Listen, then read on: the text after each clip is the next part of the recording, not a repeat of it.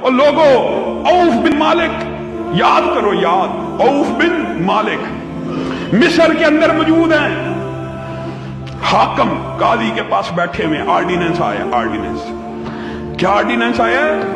حضرت عمر نے آرڈیننس بھیجا پوری سلطنت کو، آدھی دنیا کے حکمران ہیں، ہر قاضی کو، ہر حاکم کو آرڈیننس لکھ کے بھیج رہے ہیں کہ آج کے بعد لڑائی کے اندر، مار کٹائی کے اندر، جنگ کے اندر، آپس میں ماں بہن جھگڑا ہو جائے، کوئی بندہ کسی کا انگوٹھا توڑ دے، یہ انگوٹھا طاقت اور قوت میں ہاتھ میں سب سے زیادہ ہوتا ہے، میں عمر فتویٰ دیتا ہوں اس انگوٹھے کے کٹنے کے اوپر 15 اونٹ، انگوٹھے کے بعد یہ جو 2 انگلیاں قوت و طاقت میں برابر ہیں، ذمہ داریوں میں برابر ہیں، یہ دونوں کٹ جائیں، ان میں سے ایک کٹ جائے، دونوں کٹ جائیں تو 20 اونٹ، ایک کٹ جائے تو 10 اونٹ۔ حضرت عمر آرڈیننس کن کو بھیج رہے ہیں؟ قاضیوں کو، ججوں کو۔ ان کے بعد انگوٹھے کے بعد جو تیسری انگلی ہے، یہ قوت و طاقت میں کچھ کمزور ہے، ذمہ داریوں میں کچھ کم ہے، یہ انگلی کٹ جائے 9 اونٹ، اور جو آخری انگلی ہے جو ذمہ داریوں میں سب سے کم ہے، طاقت میں سب سے زیادہ کمزور ہے، یہ کٹ جائے تو 6 اونٹ، اونٹ 50 ہی بنائے۔ حدیث رسول ہے، ہاتھ کا کٹ جانا 50 اونٹوں کی دیت ہے۔ اب اس کی تقسیم کیسے کریں؟ اپنی رائے سے، اپنے فہم سے، اپنی عقل سے، اور عقل کے مطابق دیکھا جائے کتنا عمدہ فیصلہ لگتا ہے۔ انگوٹھا 15 اونٹ، ساتھ والی 2 انگلیاں 10-10، اگلی انگلی 9، اس سے اگلی 6، بنتے یہ بھی 50 ہی۔ تقسیم ایسے کر دی۔ اوف بن مالک آرڈیننس پڑھے، کہا ابھی اس کے اوپر عمل نہ کروانا اگر کوئی واقعہ ہو گیا۔ رکو، یہ صحابہ ہیں جن کو دین سے کس قدر محبت ہے، جن کا دین کے لیے کیا جذبہ ہے۔ اسی وقت گھوڑا منگوایا مصر سے، سیدھا گھوڑا دوڑاتے ہوئے مدینہ میں آ پہنچے۔ حضرت عمر کا دروازہ کھٹکایا، عمر باہر آئے۔ یہ آرڈیننس آپ نے بھیجا تھا؟ جی میں نے بھیجا تھا۔ آپ کے پاس اس آرڈیننس کی کیا دلیل ہے؟ حضرت عمر نے کہا یہ میں سوچتا ہوں کہ انگوٹھا مضبوط ہے، اس کے بعد یہ دوں، یہ دلیل نہیں ہے، یہ آپ کی رائے ہے۔ اوف بن مالک، تم مصر سے میرے آرڈیننس کو معطل کر کے عارضی طور پہ جو چل کے یہاں آ گیا ہے اور میرے سے بحث کر رہا ہے، تیرے پاس کیا دلیل ہے؟ اوف بن مالک نے کہا ہاں میرے پاس دلیل ہے، یہی مدینہ تھا، نبی کریم صلی اللہ علیہ وسلم نے ارشاد فرمایا تھا، الا ان الاصابع فی الدیۃ سواء، اگرچہ انگلیاں ذمہ داریوں میں برابر نہیں ہیں، کوئی طاقت والا کوئی کمزور ہے، لیکن دیت کے معاملے میں یہ ساری ایک جیسی۔ حضرت عمر نے کاتب کو بلایا، کاتب کو کہا میرا فتویٰ دوبارہ لکھو۔ کاتب نے پورے کا پورا فتویٰ دوبارہ لکھا، کہا نیچے اوف بن مالک کی سند سے یہ حدیث لکھو۔ وہ حدیث لکھ دی۔ کاتب نے کہا اب کیا کرنا ہے؟ کہا نیچے ایک جملہ لکھو اور سارے ملک کے قاضیوں اور ججوں کو دوبارہ ارسال کرو، لوگوں دین یہ ہے، اپنی ضد پہ اڑنا نہیں ہے۔ حضرت عمر نے جملہ لکھوایا، کیا لکھوایا؟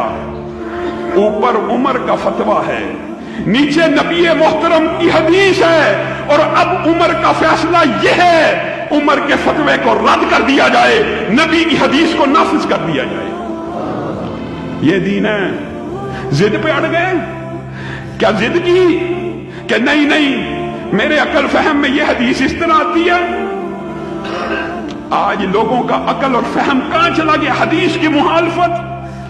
حضرت علی کہتے ہیں، حضرت فاطمہ نے وصیت کی، حضرت فاطمہ نے، کہ میری میت کو غسل علی دے گا، اسماء بنت امیس دیں گی۔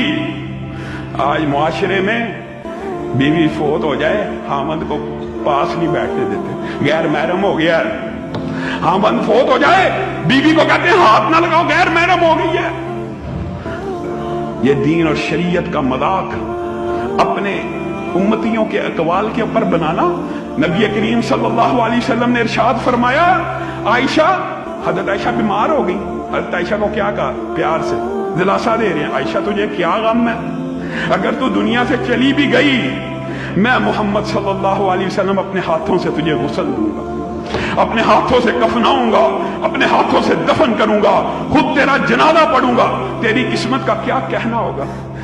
نبی کریم کی حدیث یہ ہو اور ہم مخالفت کریں؟ نبی کریم صلی اللہ علیہ وسلم کہیں، دکھ ہے نا، دکھ کی بات، واضح عبارتیں حدیث کے مخالف۔ نبی کریم کے مغرب سے پہلے 2 رکعتین پڑھو، صلو رکعتین قبل المغرب، مغرب سے پہلے 2 رکعت پڑھا کرو۔ صحابہ خود بیان کرتے ہیں، ہم مغرب کی نماز ادا کرنے کے لیے جاتے، صحابہ اتنی زیادہ کثرت سے 2 رکعتیں پڑھ رہے ہوتے، ہمیں یوں گمان ہوتا کہ شاید مغرب کی نماز ہو چکی ہے۔ ماشاءاللہ انہوں نے لکھا کہ مغرب سے پہلے 2 رکعتیں ہمارے مذہب میں نہیں ہیں۔ یہ کون سا مذہب ہے؟ مغرب سے پہلے 2 رکعتیں ہمارے مذہب میں نہیں ہیں۔ لوگوں، اللہ سے ڈرنا چاہیے، خدا کا خوف کرنا چاہیے۔ اگر رسول اللہ صلی اللہ علیہ وسلم کے بعد کسی کا فتویٰ چل سکتا تو کس کا چلتا؟ ابو بکر کا چلتا۔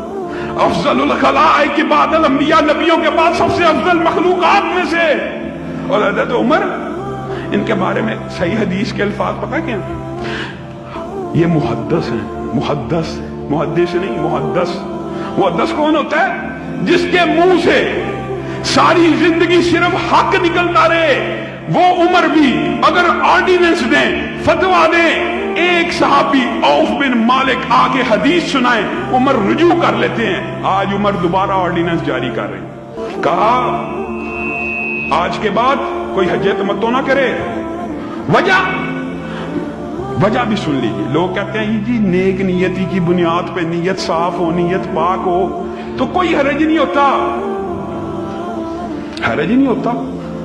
حضرت عمر کی نیت سنیے، خانہ کعبہ گئے، خانہ کعبہ ویران تھا، حضرت عمر کے دل کو چوٹ لگی، کہا خانہ کعبہ اس لیے شاید ویران ہے، لوگ حج تمتع کرنے آتے ہیں، عمرہ بھی کر جاتے ہیں، حج بھی کر جاتے ہیں، پورا سال اس لیے دوبارہ عمرے کے لیے نہیں آتے، میں حج تمتع پہ پابندی لگاتا ہوں تاکہ سارا سال لوگ عمرہ کریں، اور حج کے اوپر بھی بیت اللہ آباد کرنے کی نیت ہے، بیت اللہ آباد کرنے کی نیت ہے۔ اور ہیں کون ہے؟ خلیفہ راشد ہیں، مسند خلافت پہ ہیں، امیر المومنین ہیں، جن کے پاس یہ سند موجود ہے کہ خلفائے راشدین کی سنتوں پہ عمل کیا جائے۔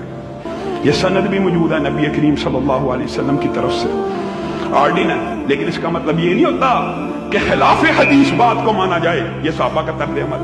آرڈیننس جاری کی، آج کے بعد کوئی حج تمتع نہیں کرے گا، ہر کاروں نے اطلاع دی، آپ نے پابندی لگائی ہے، اور آرڈیننس کی سب سے پہلی مخالفت آپ کا اپنا بیٹا عبداللہ ابن عمر کر رہا ہے، میقات کے مقام پہ پہنچا ہے، لبیک کہا ہے حج تمتع کی نیت سے، پکڑ کے لاؤ، پکڑ کے ہرکارے لے کے آ رہے ہیں۔ عبداللہ ابن عمر کیسے فرما بردار تھے، ہمیشہ جھکی ہوئی نظروں سے آئے، جھکی ہوئی گردن کے ساتھ آتے تھے، آج آ رہے ہیں سینہ تنا ہوا، گردن اکڑی ہوئی، آنکھیں اٹھی ہوئی۔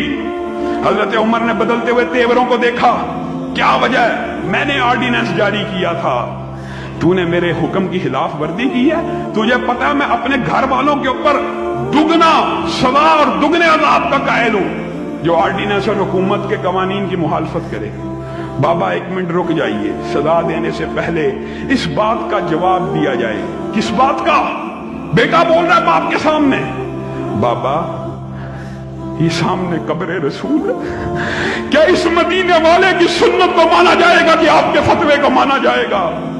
حضرت عمر کی آنکھوں میں آنسو آ گئے، کہا اللہ تیرا شکر ہے۔ عمر ادھر سے ادھر ہونے لگا، بیٹے نے پکڑ کے سیدھا کیا، اسی وقت اپنے فتوے سے رجوع کیا، کہا عمر غلطی پر تھا، عمر نے غلطی کھائی، عمر نے ٹھوکر کھائی جو حج تمتع کے اوپر پابندی کو لگا دیا۔ حج تمتع مدینے والے کی سنت ہے، اور مدینے والے کی سنت کے سامنے عمر کا فتویٰ نہیں چل سکتا۔ لوگوں دین یہ ہے، دین یہ ہے۔ آپ نے دین کس بات کو بنا لیا کہ کسی امام کا قول آ گیا، نعوذ باللہ نبی کریم صلی اللہ علیہ وسلم نے فرمایا اللہ کی لعنت ہوتی ہے حلالہ کرنے والے، حلالہ کروانے والے، جس کے لیے کیا جائے حلالہ کرنے والا ادھار مانگے ہوئے سانڈ کی طرح ہے۔ ایسا نکاح جس کی بنیاد طلاق پہ ہو وہ نکاح نہیں ہوتا، नाऊज़ु बिल्लाह, तुमने कहा नहीं हो जाता। अगर हलाला इस्लाम में जायज है तो मुता के ऊपर एतराज क्यों है? मेरे हनफी भाई, जरा दिल खोल कर, दिमागों को खोल कर इस बात का जवाब दें, ये दीन के साथ कैसा मजाक बनाया जा रहा है। अगर तलाक की नीयत के ऊपर निकाह जायज है तो मुता के ऊपर एतराज किया है। मुता भी तलाक की नीयत पे निकाह है। मुता के अंदर भी 1 दिन, 10 दिन, 1 माह, 10 साल, 5 साल, 1 घंटा, 2 घंटे का टाइम मुकर्रर होता है। उसके ऊपर किस बात का एतराज है? यहां पे हलाले के अंदर पता क्या तरीका बनाया हुआ है? नाऊज़ु बिल्लाह। अभी तलाक भी तलाक हो गई है जी, ये भी खिलाफ शरीयत बात हो गई। अब सजा तुझ जैसे बदजुबान और गुस्से वाले को नहीं मिलनी, बीवी को मिलनी है। अभी तलाक की इद्दत में है, इद्दत में है। किसी और से निकाह करवा देते हैं, वो 1 दिन पास रखता है, वो तलाक दे देता है। अब उसके निकाह की इद्दत में है, रजू हो जाता है। दीन का मजाक उड़ाया हुआ है, दीन का तबस्सुर उड़ाया हुआ है। ये शरीयत है, ये दीन है।